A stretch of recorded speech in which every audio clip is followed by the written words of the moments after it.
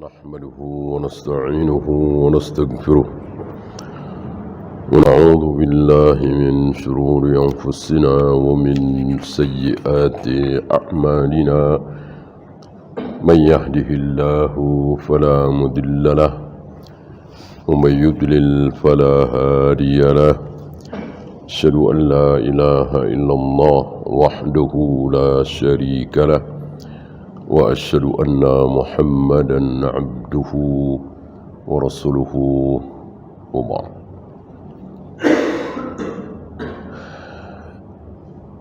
Kita melanjutkan keterangan beliau, inna quluba bani Adam baina usbu'aini min asabi'ir rahman. Sesungguhnya hati anak Adam itu, hati kita semua, berada di antara apa? Berada di antara dua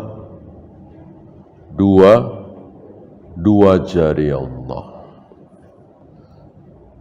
Berada di antara dua jari Allah.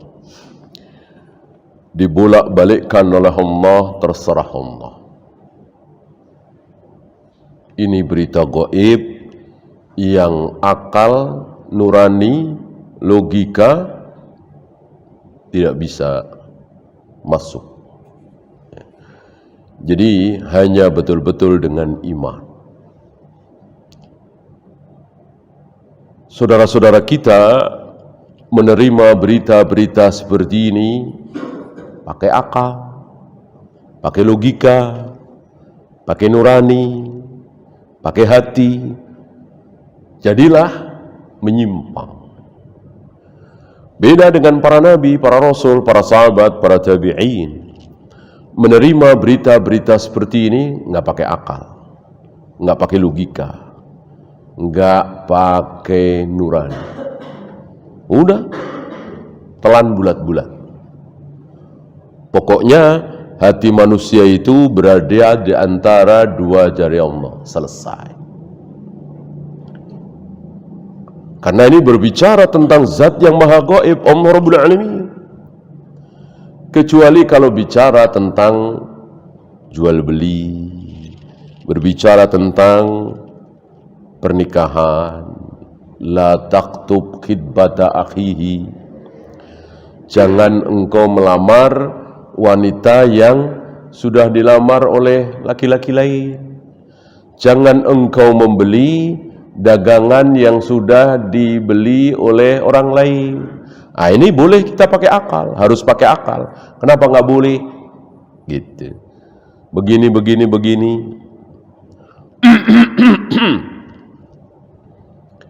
Kenapa kita tidak boleh mencegat petani yang sedang membawa barang dagangannya ke pasar?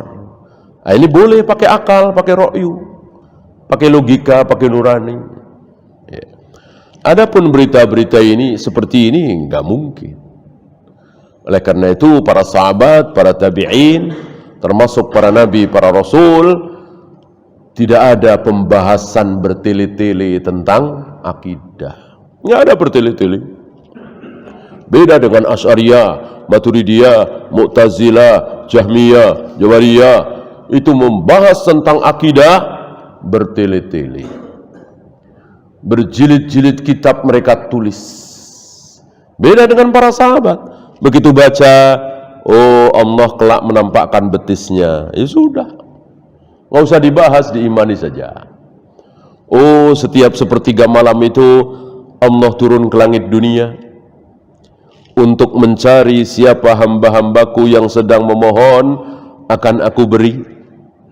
Sudah, diamalkan saja. Mumpung Allah sedang turun ke langit dunia, kita pergunakan sebaik-baiknya. Kita minta, kita memohon, gitu. Itulah para salaf. Maka lihat di Al-Quran, banyak pertanyaan para sahabat diabadikan oleh Allah dalam Al-Quran. Apa? Bertanya tentang khamar, bertanya tentang judi, bertanya tentang bulan haram, bertanya tentang darah haid, bertanya tentang hilal. Yas'alunaka 'anil ahillah, yas'alunaka 'anil mahid, qul huwa adza, yas'alunaka 'anil khamri wal maisir, yas'alunaka an syahril haram. Begitu. Tapi tidak ada satupun yas'alunaka an wajhillah, yas'alunaka an istiwa'illah, yas'alunaka an nuzulillah. Enggak ada. Mereka bertanya kepada engkau ya Muhammad tentang bagaimana Allah turun ke langit dunia, bertanya tentang Allah bersemayam di atas arsy, bertanya bahwa Allah menciptakan Adam dengan kedua tangannya, akan menggulung langit dengan tangan kanannya. Enggak ada. Enggak ada. Selesai begitu saja. Ya. Maka pembahasan tentang akidah di kalangan para sahabat sederhana sekali. Berbeda dengan firqah-firqah itu bertele-tele, jelimet, melelahkan, capek, membosankan, dan berakhir dengan penyesalan. Siapa? Salah satu tokoh mereka, Ar-Razi, Fakhrur Razi. Beliau menyesal di akhir umurnya, termasuk Al-Ghazali. Imam Ghazali yang sangat terkenal di negeri kita ini, penulis Ihya Ulumuddin, beliau menyesal di akhir kehidupan beliau menghabiskan waktu untuk berbicara tentang ilmu kalam, ketularan ahlul kalam, falasifah, yang berbicara tentang Allah tapi pakai mikir. Beda dengan para nabi, para rasul, para sahabat, berbicara tentang Allah nggak pakai mikir, tapi pakai apa? Pakai dalil, pakai ayat, pakai hadis. Gitu. Ayat ngomong apa? Ikuti. Hadis ngomong apa? Ikuti. Selesai. Tidak bertele-tele.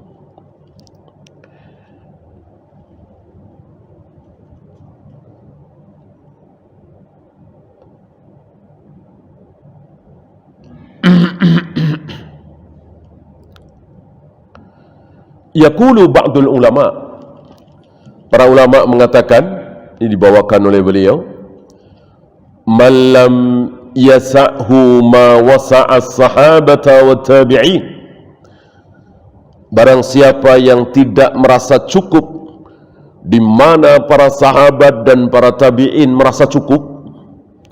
Jadi para sahabat, para tabi'in merasa cukup, kita enggak merasa cukup misalnya, ya, maka fala wassa'allahu alaihi, maka Allah tidak akan mencukupi dia,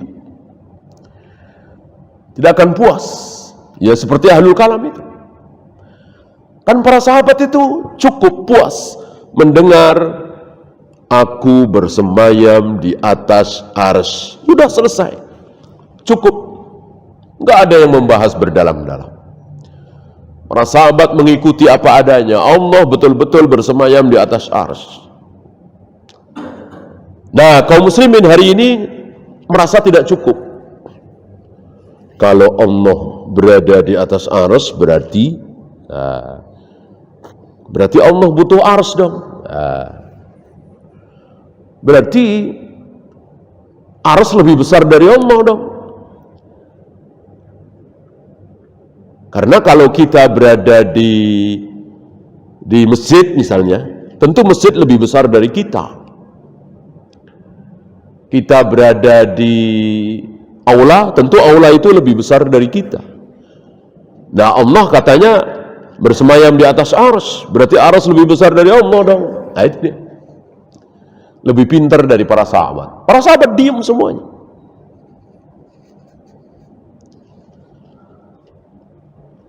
Dan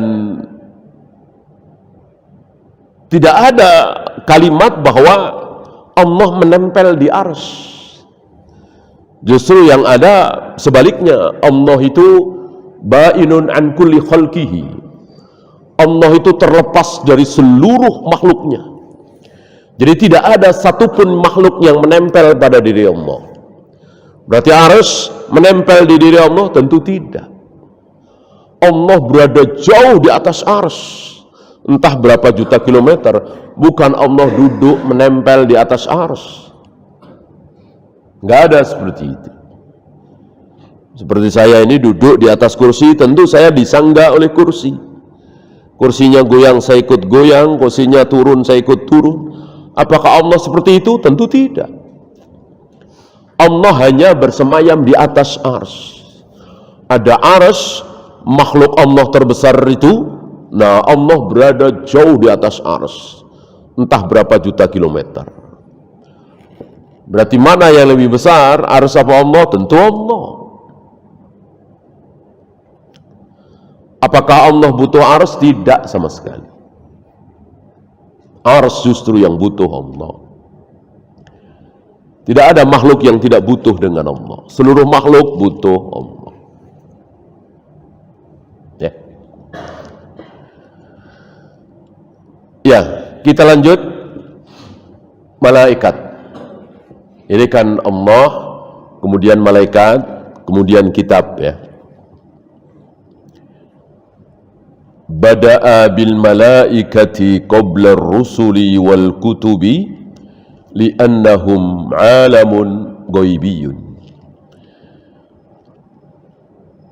Allah mendahulukan malaikat daripada rasul, kitab dan seterusnya. Kan Allah, malaikat, rasul, kitab. Rasul, kitab tidak gaib. Rasul kelihatan kan oleh manusia, kitab juga kelihatan. Malaikat tidak kelihatan. Maka li'annahum 'alamun ghaibiyun, alam yang gaib. Justru inti daripada ajaran Islam ini memberitahu kepada kita yang gaib-gaib. Kalau yang tidak gaib, ngapain dikasih tahu? Orang Jepang, orang Amerika, orang Eropa nggak pakai ayat, nggak pakai hadis. Karena yang mereka bahas bukan hal yang gaib, ketemu. Cara bangun gedung 30 lantai bisa. Nggak pakai ayat, nggak pakai hadis, nggak pakai wahyu. Gitu. Cara bikin jalan, padahal jalan itu di atas laut, ya, ketemu bisa. Nggak pakai wahyu, nggak pakai ayat, nggak pakai hadis. Karena itu bukan gaib. Gitu. Bisa ketemu. Yang gaib nggak bakalan. Mau profesor, doktor, jenius, cum laude, canggih, ya, peras otak untuk menjawab jumroh dicium apa dilempar, nggak akan ada yang bisa jawab. Ya. Melempar jumroh itu 7 kali apa 8 kali, nggak ada yang bisa jawab. Salat maghrib itu 3 rakaat apa 4 rakaat, nggak mungkin ada yang bisa jawab. Mau cerdas, jenius, cum laude, profesor, doktor. Nah, itu agama itu di situ. Karena nggak mungkin ada yang bisa jawab, maka Allah jawab secara wahyu. Dengan wahyu akhirnya tahu. Coba kalau nggak pakai wahyu, apa iya cuman baca Al-Fatihah, kemudian ruku, kemudian i'tidal, kemudian sujud, kemudian duduk, sujud lagi, terus naik lagi 2 rakaat, salam. Itu lebih, dan itu dilakukan sebelum sholat subuh, dan itu dilakukan sebelum sholat subuh, qabliyah jumuh, qabliyah subuh. Apa? Monas, ya, gedung-gedung semua Sudirman, Tamrin, ya, berapa miliar, berapa triliun, sampai gedung-gedung di Jepang, di Tokyo, di Rusia, di Amerika, kalah semua. Oleh apa? Oleh 2 rakaat qobliyah subuh itu. Ya. Profesor doktor mana coba yang bisa terima? Ya. Antum kumpulin uang kerja bertahun-tahun sampai dapat ratusan juta, miliaran, kalah cuman 2 rakaat qobliyah subuh. Akal dari mana coba? Rakaatani qabla al-fajr khairun minad dunya wa ma fiha. 2 rakaat sebelum subuh lebih baik dari dunia seisinya. Dan itu Allah yang mengatakan, Tuhan kita Rabbuna Jalla wa Ala lewat lisan Nabi sallallahu alaihi wasallam. Seorang manusia yang seumur-umur belum pernah bohong.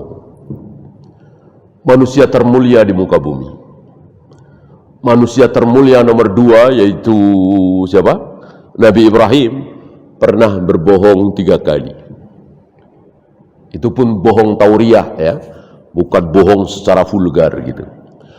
Nah, Nabi kita Muhammad Rasulullah sallallahu alaihi wasallam sekali saja belum pernah bohong. Maka mustahil ini bohong. Jadi ini betul-betul jujur, benar dari Allah, pencipta jagat raya alam semesta, bahwa seluruh apa yang ada di muka bumi ini dibandingkan dengan 2 rakaat sebelum salat subuh kalah. Itu qobliyah subuh. Gimana subuhnya? Gimana zuhur, asar, maghrib, isya? Gak ada artinya itu dunia itu dibanding dengan ketaatan kepada Allah, sujud 1 kali. Inilah berita gaib. Dari mana kita bisa tahu? Dari Allah dan Rasulnya. Nggak pakai mikir. Beda dengan gedung tinggi, jalan tol, segala macam pembangunan, itu bisa dipikir dan ketemu tanpa wahyu, tanpa ayat, tanpa hadis. Ya. Tapi pahala dosa nggak mungkin. Nah, disinilah agama menuntun kepada kita, dikasih tahu, kasih bocoran. Cuman sayang kita nggak suka dengan bocoran itu. Orang Jepang, orang Amerika, orang Eropa nggak tahu bocoran-bocoran itu. Bapak pingin panjang umur, Nah, mereka nggak tahu bocoran kan? Pingin panjang umur apa? Olahraga, gizi teratur, istirahat cukup, ya. Nah, itu biar panjang umur. Nggak kebayang oleh mereka ada bocoran. Pengen panjang umur, perbanyak silaturahim, datangi paman, bibi, keponakan, sepupu. Kalau masih ada orang tua, nomor 1 tentu orang tua. Nggak kebayang oleh orang Jepang, Amerika, Eropa, orang-orang kafir itu. Apa hubungannya? Mendatangi orang tua, mendatangi sanak saudara, kok umur 70 tahun jadi 80 tahun. Umur 60 tahun jadi 90 tahun. Apa hubungannya? Nah, inilah bocoran. Kita dikasih bocoran oleh Allah lewat lisan Nabi sallallahu alaihi wasallam. Itulah agama. Penuh dengan bocoran-bocoran berita gaib. Pengen sehat-sehat, jauh dari penyakit. Nah, mereka yang nggak tahu bocorannya tadi. Gizi seimbang, istirahat cukup, olahraga gitu. Kita yang tahu bocorannya, pengen sehat-sehat, perbanyaklah. Besok nggak tahu bocoran ini. Kita pengen sehat nih, nggak pengen, ya perbanyaklah sedekah, perbanyaklah puasa. Ya. Apa hubungannya? Daripada sedekah kan mending dikasih buat premi asuransi. Nanti kalau kita sakit ditanggung biar rumah sakitnya sama asuransi. Ini jelas judi. Nah, itu orang kafir. Kita tidak kafir, kita percaya dengan qaul Allah wa qaul Rasul. Daripada judi asuransi,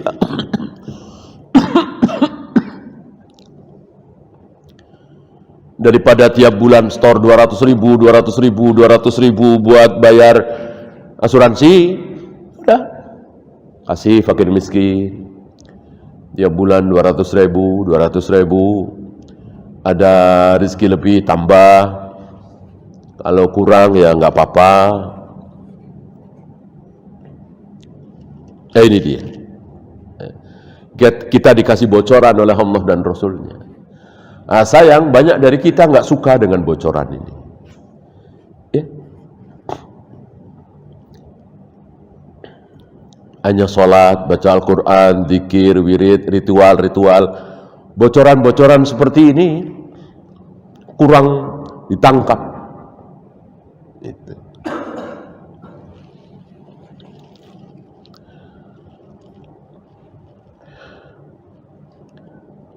Amma ar-rusulu wal kutubu fa'alamun mahsusun.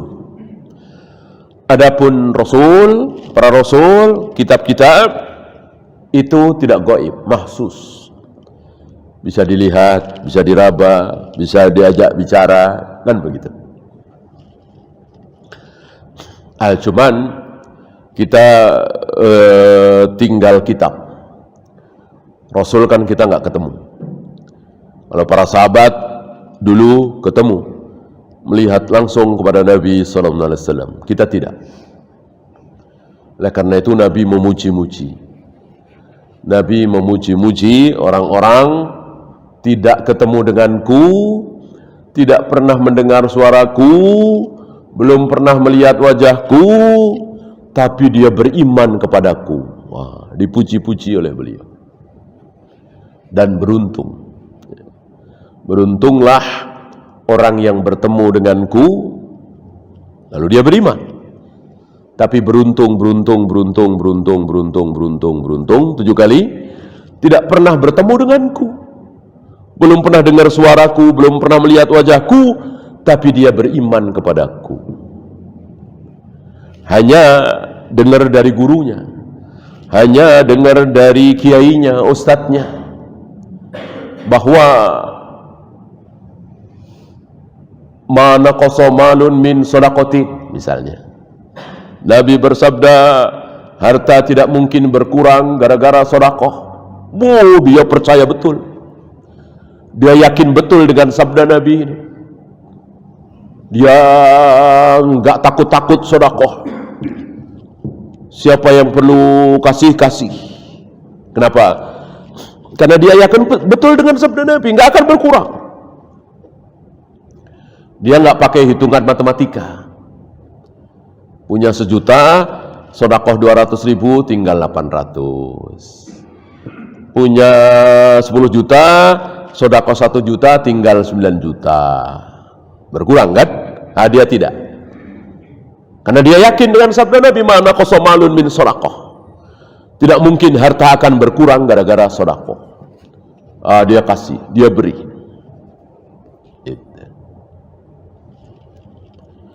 Ini dipuji oleh Nabi alaihi salatu wassalam.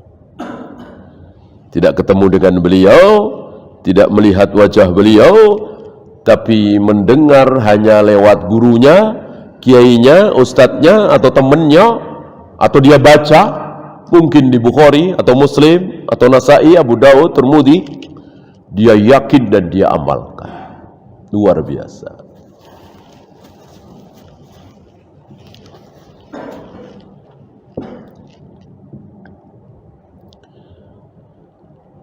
فَالْمَلَائِكَةُ لَا يُظْهِرُونَ بِالْحِسِّ إِلَّا بِإِذْنِ اللَّهِ. Malaikat tidak tampak, tidak bisa diraba, kecuali dengan izin Allah. Oh, berarti ada perkecualian? Ada kan, yang menempelkan dengkulnya ke dengkul Nabi, meletakkan kedua tangannya ke paha Nabi, bertanya, ya Muhammad, akhbirni anil Islam, anil iman, anil ihsan. Kan dilihat oleh para sahabat. Salah satunya Umar. Siapa dia? Jibril. Siapa dia? Jibril. Lihat. Tapi dalam bentuk manusia. dalam bentuk asli Jibril nggak ada, kecuali Nabi SAW. Itu pun 2 atau 3 kali Nabi melihat Jibril dalam bentuk asli, itu kira-kira 2 kali, dan gemetar beliau ketakutan melihat Jibril dalam bentuk asli antara langit dan bumi, duduk di kursi, kursinya antara langit dan bumi, kursinya Jibril. Kalau kursinya Allah beda, kursi Jibril dengan kursi Allah beda. Dan kursi Allah itu bukan tempat duduk Allah, Allah nggak butuh tempat duduk. Tapi kursi Allah jelas, makanya ada ayat kursi, wasi'a kursiyyuhus samawati wal ard. Kursi Allah itu meliputi seluruh langit dan bumi. Masih ingat perbandingannya? Ada langit dan bumi, ada kursi, ada arsy. Ada langit dan bumi, di atasnya ada kursi, di atasnya lagi ada arsy. Jauh di atas arsy ada Allah Rabbul Alamin. Bagaimana perbandingannya? Bumi dan langit yang 7 jika dibandingkan dengan kursi, itu seperti cincin. Cincin yang dilempar di tengah-tengah padang pasir. Bumi dan langit yang 7 itu ibarat cincin. Padang pasir yang sangat luas itu ibarat kursi Allah. Kayak apa besarnya kursi Allah? Langit dan bumi cuman seperti cincin. Kursi Allah seperti padang pasir yang sangat luas. Bagaimana kursi Allah apabila dibanding dengan arsy Allah? Sama seperti cincin yang dilempar di tengah-tengah padang pasir. Kursi Allah itu seperti cincin, arsy Allah itu seperti padang pasir yang sangat luas. Kita tidak bisa membayangkan sebesar apa arsy Allah itu. Lebih tidak bisa membayangkan seperti apa zat Allah.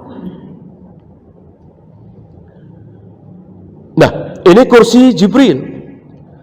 Pernah diduduki oleh Jibril, itu antara langit dan bumi. Dilihat langsung oleh Nabi SAW, kira-kira cuma 2. Yang kedua di Sidratul Muntaha.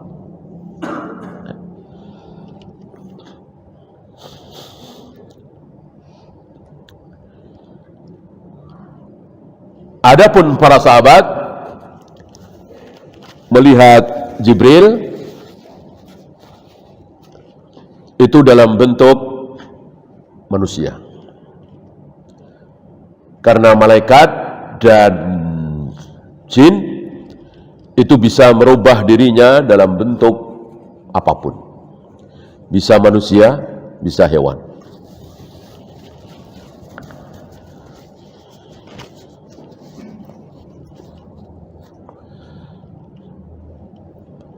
Waqad khalaqallahu al-malaikata min nurin. Allah telah menciptakan malaikat itu dari apa?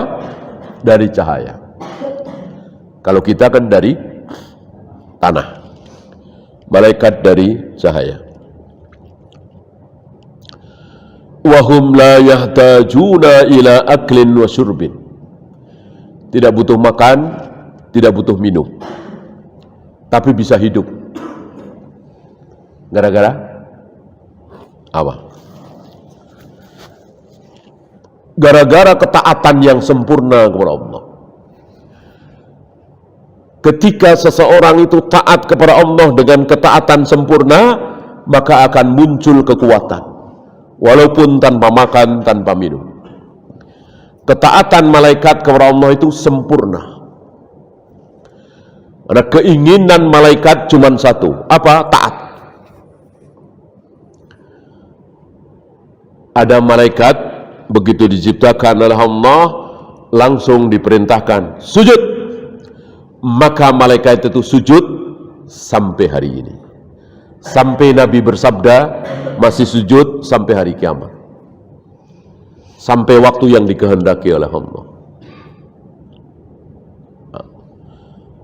Capek, lelah, hilang. Karena ketaatannya sempurna. Gitu. Nah, Rasulullah Muhammad SAW pernah, walaupun ketaatan beliau tentu tidak sesempurna malaikat, ya kan? Karena beliau juga pernah marah, beliau pernah salah, beliau masih butuh makan, minum, tertarik dengan wanita cantik, ya. Tapi tentu ketaatan beliau jauh lebih sempurna daripada kita semua. Maka beliau pernah puasa, begitu maghrib, apa yang terjadi? Tidak makan apa-apa, tidak minum apa-apa, terus nyambung sampai besoknya. Kenapa kuat? Jawabannya itu, karena ketaatan beliau sempurna. Orang ketika taat kepada Allah itu sempurna, maka Allah akan berikan kekuatan.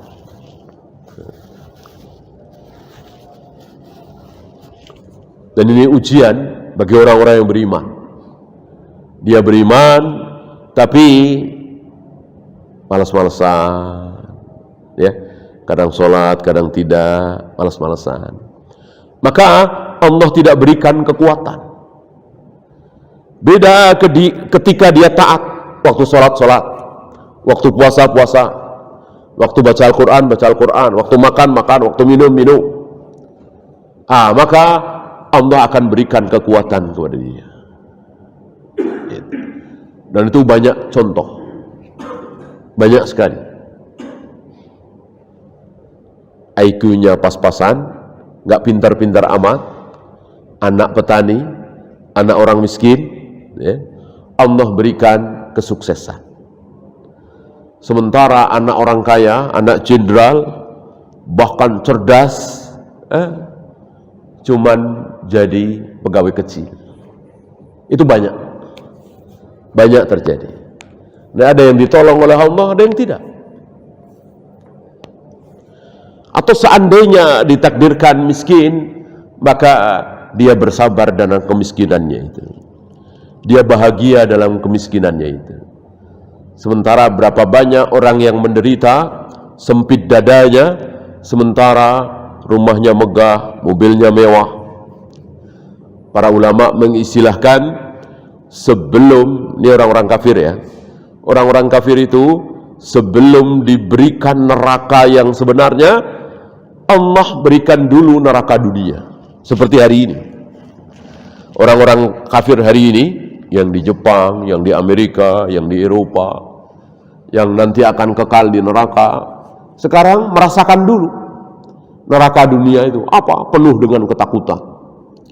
Bahkan tidak jarang mereka bunuh diri. Mana ada orang bahagia bunuh diri, ya kan? Bunuh diri itu pasti karena tidak bahagia, stres, tujuannya tidak tercapai. Sebaliknya, sebelum Allah berikan surga yang sebenarnya kepada hamba-hamba yang beriman, Allah berikan surga di dunia. Walaupun hidup pas-pasan, walaupun tidak kaya raya, tapi dia bahagia. Berapa banyak saudara-saudara kita bahagia hanya di rumah kecil, misalnya keluarga yang sederhana, diberikan kebahagiaan. Antum bisa bandingkanlah kehidupan orang-orang kampung yang banyak senang, tertawa, bahagia, bandingkan dengan orang-orang kafir yang dari gelap sudah mulai bekerja, pulang lagi sudah gelap lagi, nggak kenal tetangga, hidupnya begitu, nggak ada indah-indahnya. Ya, berbeda dengan kaum muslimin di kampung-kampung, bahagia, kan? Walaupun hidup pas-pasan, ketemu tetangga, ngobrol, ketemu saudara-saudara, ini sebuah kebahagiaan dunia. Allah tidak berikan kepada orang-orang kafir itu yang kerjanya luar biasa, uang banyak dia tidak menikmatinya, dia habiskan untuk dugem misalnya. Hiburannya cuma dugem. Nggak ada dekat dengan keluarga gitu. Bahkan umur 40, 45, ada 50 belum pada nikah, belum pada punya anak. Itu yang terjadi. Sebelum Allah berikan neraka yang sesungguhnya, Allah berikan dulu neraka dunia kepada orang kafir. Sebaliknya kepada kaum muslimin, sebelum Allah berikan surga yang sesungguhnya, Allah berikan surga dulu di dunia.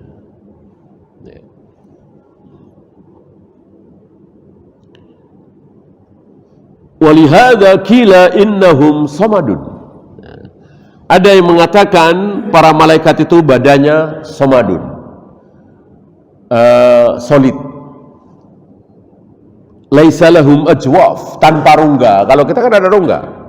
Rongga hidung, rongga mulut, rongga perut, rongga dada, penuh dengan rongga kan badan kita. Ada yang mengatakan malaikat enggak berongga. Ya. Enggak berongga, ya padat ada begitu. Ya, karena memang enggak ada makanan, enggak ada minuman di dalamnya. Kalau kita kan butuh makan, butuh minum.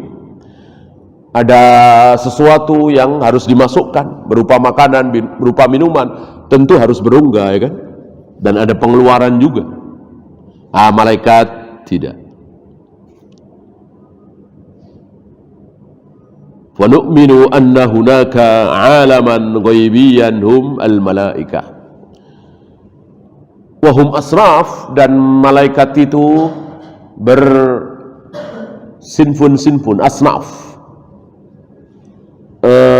kelompok-kelompok golongan. Wa wadhaifuhum aidan, begitu juga kewajiban mereka. Bukan jabatan, ya. Ada yang salah mengira bahwa malaikat itu punya jabatan. Jibril tugasnya begini, Mikail tugasnya begini, seolah sebuah jabatan. Ini keliru. Jibril, Mikail dengan kita sama-sama diperintah oleh Allah. Kita disuruh sholat, disuruh puasa, disuruh zakat, disuruh haji, ya kan? Jibril disuruh menyampaikan wahyu, Mikail disuruh menurunkan hujan, malaikat maut disuruh mencabut nyawa. Sama-sama disuruh. Hanya bedanya kita ada yang taat, ada yang tidak. Adapun malaikat semuanya taat. Tidak ada satupun malaikat yang bermaksiat kepada Allah.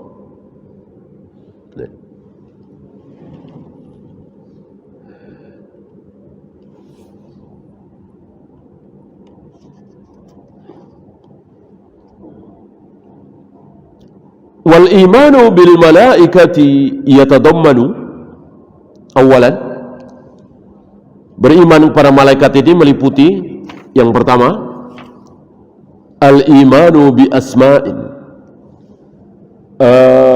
beriman dengan nama-nama malaikat. Apa yang telah disebut oleh Nabi kita imani. Ada Jibril, ada Mikail, ada Malik, ada Ridwan, tidak ada. Ridwan enggak ada. Raqib Atid tidak ada. Ya. Raqib Atid itu bukan nama malaikat, tapi sifat. Sifat malaikat pencatat itu Raqibun Atidun, selalu menjaga dan selalu dekat. Ridwan hadisnya dhaif. Yang sahih Jibril, Mikail, Malik, Munkar Nakir. 5. Ya.